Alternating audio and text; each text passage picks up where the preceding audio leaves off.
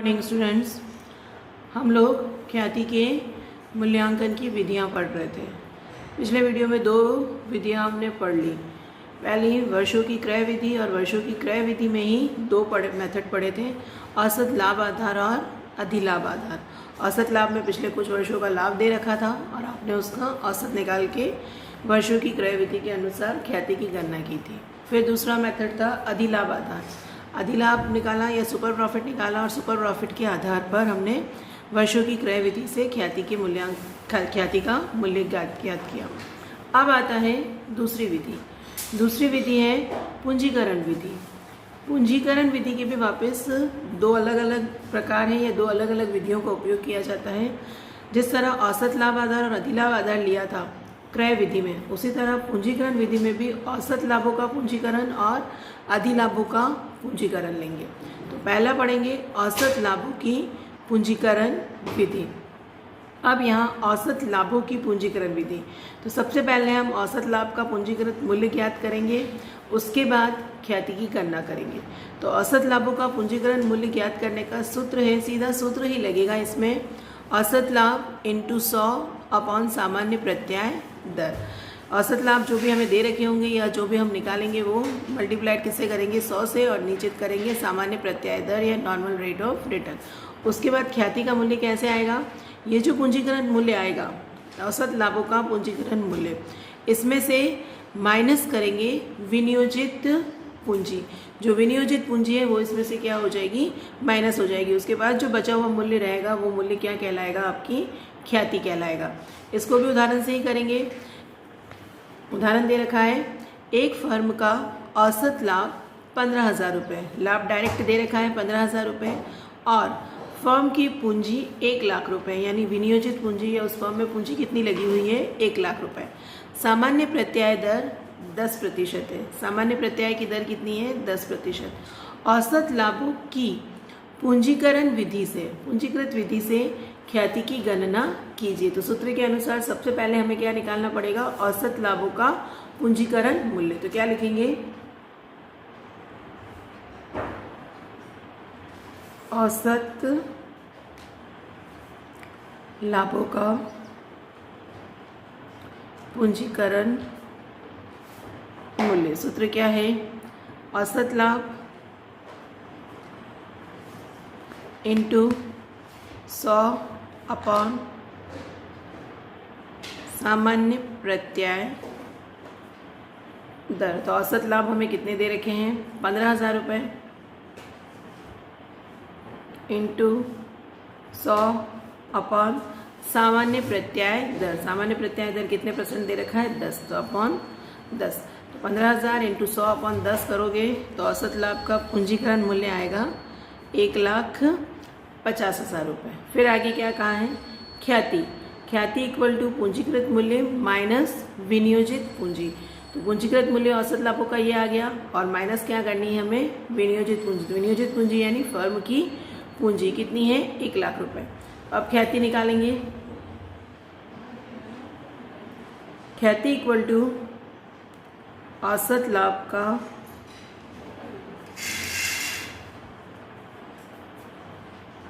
पूंजीकरण मूल्य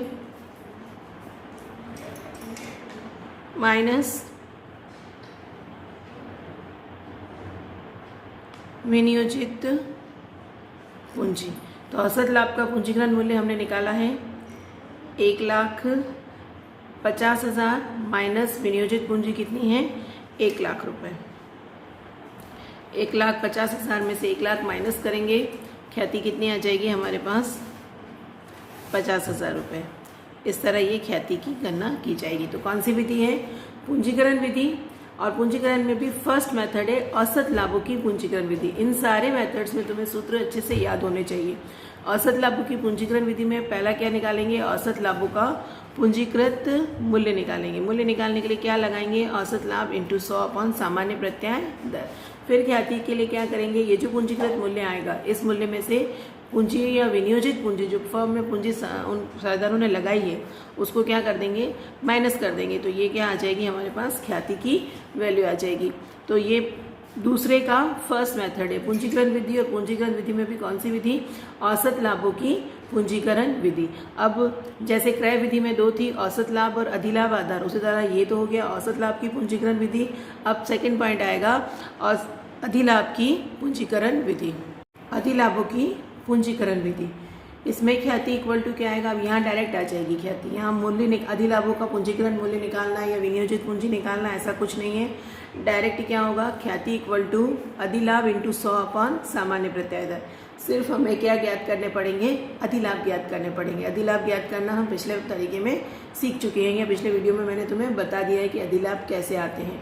तो ख्याति इक्वल टू सूत्र क्या लगेगा, अधिलाभ इंटू 100 अपॉन सामान्य प्रत्याय दर। अगर क्वेश्चन में ये कहा जाए कि अधिलाभ की पूंजीकरण विधि से ज्ञात करनी है ख्याति, तो ये वाला सूत्र लगाकर हम इस क्वेश्चन को सॉल्व करेंगे।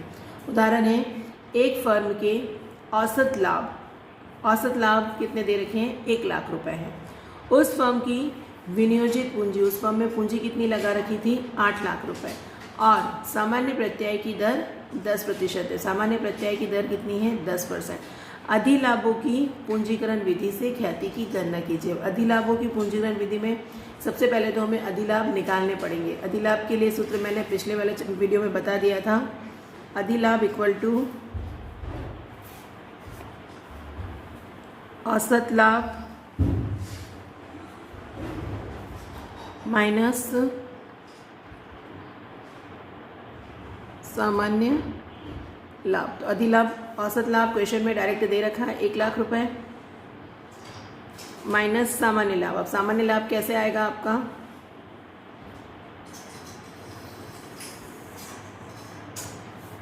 ये 8 लाख रुपए की विनियोजित पूंजी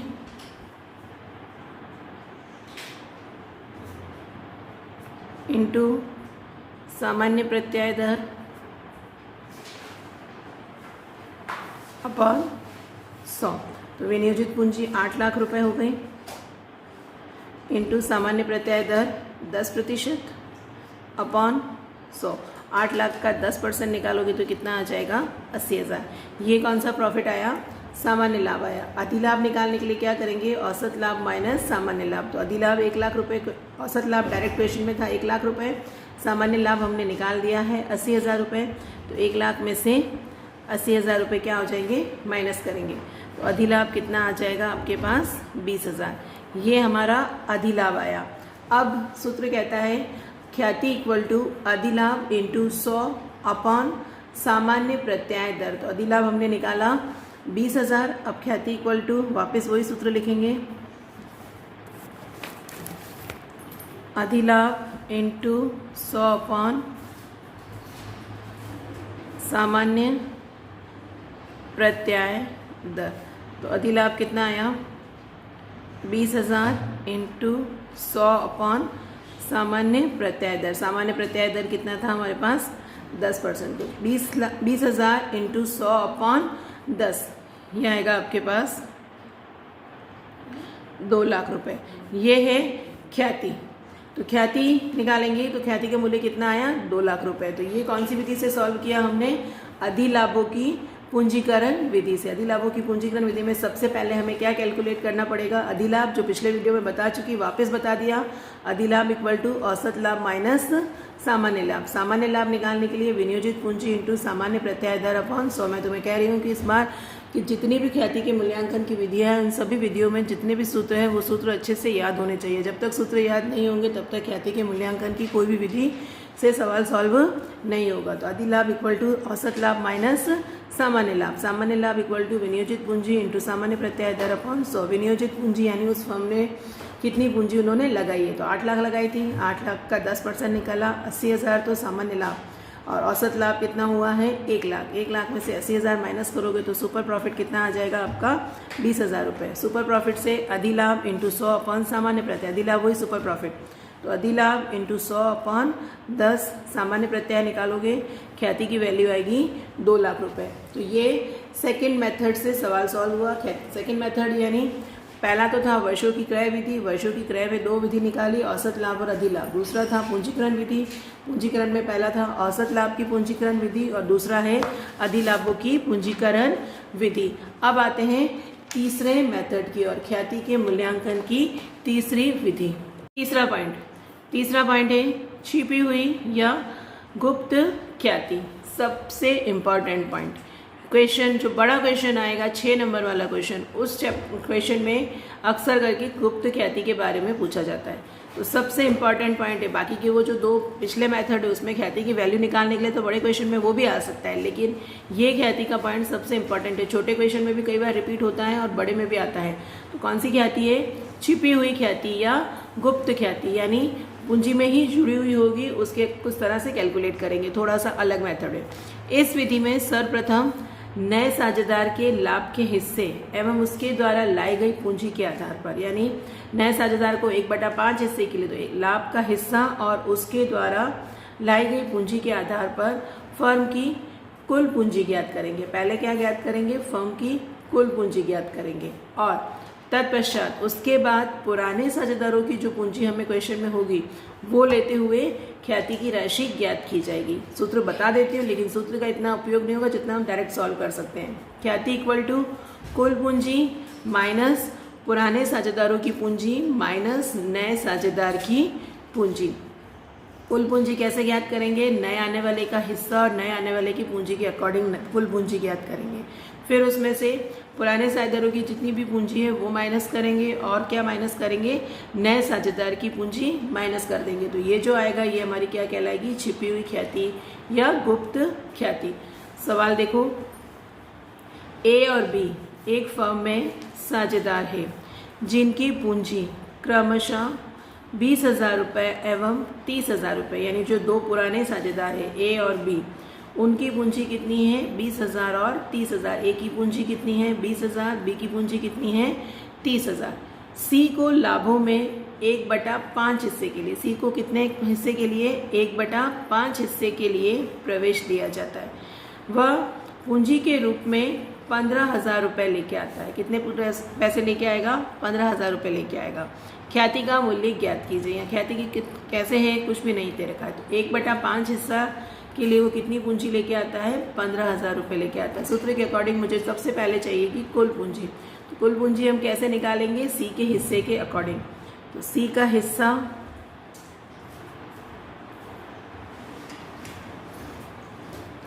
1/5 पूंजी लाता है 15,000 रुपये। इन 2 पॉइंट से हम फर्म की कुल पूंजी ज्ञात करेंगे। कैसे? फर्म की कुल पूंजी। जब भी इस तरह के क्वेश्चन आएगा हम क्या करेंगे? ये 15,000 इंटू ये 1/5 उसका हिस्सा है, तो यहाँ हम इस 1/5 को क्या कर देंगे? उल्टा कर देंगे। उल्टा करने का मतलब 1/5 की जगह हम क्या लिख देंगे? 5/1।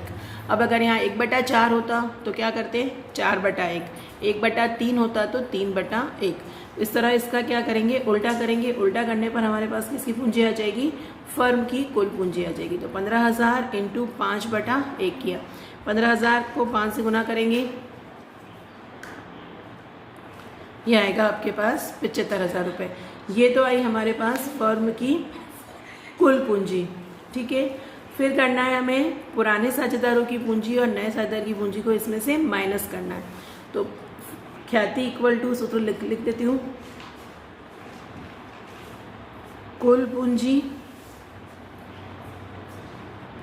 माइनस पुराने साझेदारों की पूंजी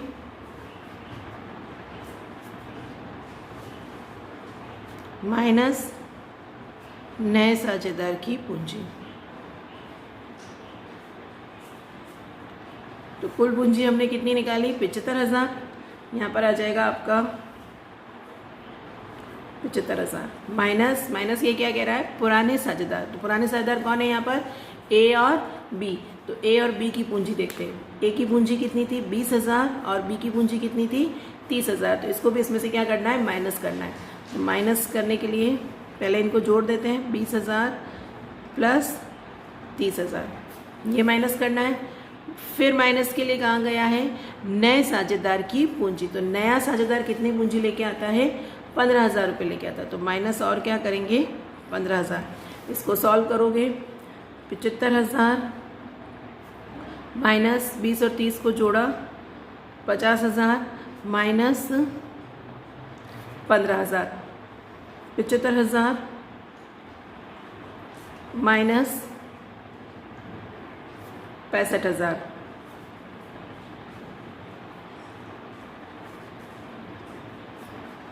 गुडविल का मूल्य कितना आ जाएगा? 10,000। 75,000 माइनस 65,000 करोगे तो गुडविल का मूल्य कितना आ गया हमारे पास?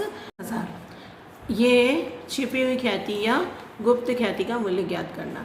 अब हमारे पास दो मेथड और बचते हैं। एक है क्रय प्रतिफल विधि, एक तो है क्रय प्रतिफल विधि और दूसरा है वार्षिकी विधि। क्रय प्रतिफल विधि और वार्षिकी विधि ज़्यादातर सवालों में नहीं पूछी जाती है। जब थ्योरी क्वेश्चन आता है तो ख्याति के मूल्यांकन की विधियाँ पूछी जाती है तो उसमें बताना है। तो ये जब भी क्लासेस स्टार्ट होगी हमारी रेगुलर, उस टाइम पे खाली एक पॉइंट बताना है तो वो उस वक्त बता दूंगी। अभी फ़िलहाल इसकी डिटेल में नहीं जाएंगे। हमारी जो मेन डिटेल थी वो पिछले 3 पॉइंट्स में ही थी। वर्षों की क्रय विधि के आधार पर, फिर दूसरा था आपका पूंजीगत मूल्य के आधार पर, और तीसरा पॉइंट है छिपी हुई ख्याति या गुप्त ख्याति। मैं बार बार हर वीडियो में रिपीट कर रही हूँ कि जितने भी उदाहरण मैं करा रही हूँ उस उदाहरण को वापस से करने की कोशिश खुद से करोगे। जब तक खुद से कोशिश नहीं करोगे तब तक वैसे भी सवाल सॉल्व नहीं होगा। और अगर तुम्हारे पास किताबें हैं तो किताबों में भी सवाल दे रखे हैं, वो भी सॉल्व कर सकते हो।